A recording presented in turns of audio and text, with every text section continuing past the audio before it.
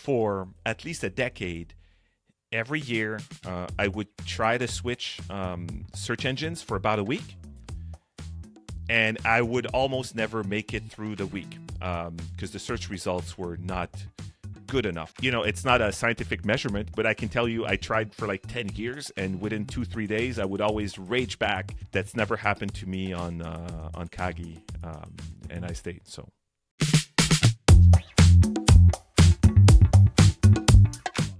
I'm a cybersecurity professional, been working in like InfoSec for a long time, in big companies and then startups. Been head of security for a few different tech startups. I don't even remember how I heard about Kagi originally, because it's been a while, and I've been on the internet for a long time. I still remember switching from like Alta Vista to Google because the search results were amazing. But I felt like the search results just kept getting worse on Google. And then when I tried Kagi for a week, I didn't switch back to Google, which like that's the first time that it had happened to me. And really quickly, one of the best features that helped convince me was how you can essentially upvote and downvote the results and the domains associated to them. So I was like, oh, Pinterest, I never want to see results from Pinterest anymore. Just like remove that, and then things started getting cleaner and cleaner. And I was amazed that, okay, so it's a more private experience, but the actual search results are better. And so since then, I never stopped using it. I don't know how many searches I do in a month. I could have checked, but it's easily over 10,000 searches a month. And then when I started using it, I liked it enough that I just jumped on the crowdfunding opportunity, because I thought if I like it that much, that's a great product, because I'm a very difficult customer.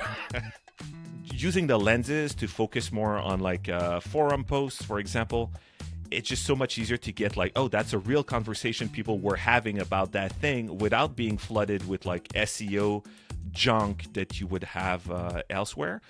Well, because first of all, there's no ads, so everything that's on top is good. So through the lenses, that really helps. And now, a couple years in, I've got a pretty good configuration of things that I've downvoted, as we said before, or upvoted.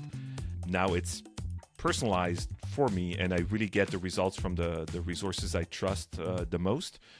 The things that I block or raise or pin, there's very few things that I pin. It's essentially things like Wikipedia or even product reviews, right? Because I don't use Kagi just for work. And so, and you know how when you look for like product reviews on the internet, that's obviously something everyone is doing SEO for, and you got like fake reviews.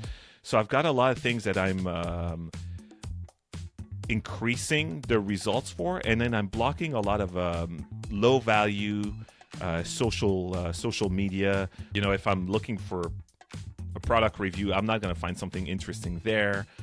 People cross post to different places. I always would prefer to see someone's actual blog than Medium. So I don't block Medium, but I will lower it, and then I will raise other sources accordingly. So that's actually helping with my results quite a bit. And from a security point of view, like I always run ad blockers on all of my browsers. Orion has one out of the box, right? But even in corporate environments, I've deployed ad blockers on like thousands of machines, just because there's just so many ways people can download malware through an ad, or an ad could have like malicious JavaScript. But I think one of the things that I've seen happen recently is people are searching for something that they want to download, and then the first hit is an ad, and it's malware. I think that Kagi News is also very interesting for that, in the sense that like, oh, it's a condensed set of news that are coming from sources that are probably more trustworthy than like the when you go to like a random news website and there's 16 weird ads at the bottom with like very shocking titles, so you just click on everything. There's even like a cybersecurity or infosec category in it. I forget exactly what it's called, so I've added a few sources to it.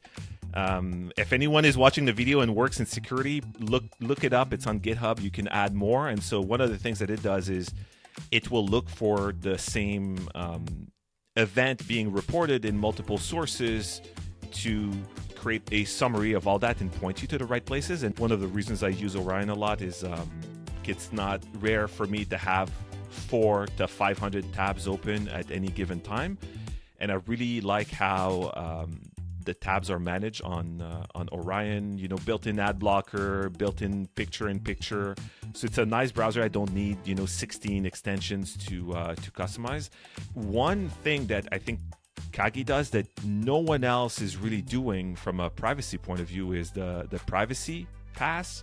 Privacy pass is amazing in the sense that it lets you do searches completely anonymously, even though it is a paid service, right? Which you think is an impossible thing to do, right? Like I need to be logged in to do a search because I need to pay for it. But using open standards, there's actually a way to do that.